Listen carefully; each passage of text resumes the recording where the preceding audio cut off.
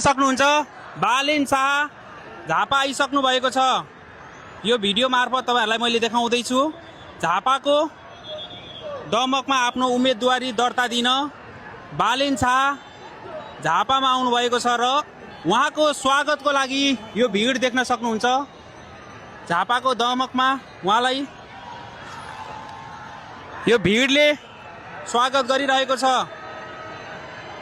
उहाँलाई यो भिड निकै हँसिलो मुद्रामा सबैलाई नमस्कार गर्दै उहाँ अगाडितिर लाग्दै हुनुहुन्छ र जनकपुरबाट आफ्नो सम्बोधन गरेर उहाँ सिधै आफ्नो उम्मेदवारीको लागि झापा आउनु भएको छ। यहाँले देख्न सक्नुहुन्छ झापामा आएर उहाँले आफ्नो उम्मेदवारी आज दिँदै हुनुहुन्छ। नेपालको झण्डालाई हातमा बोकेर यो भिडमा हेर्नुस् त आम मान्छे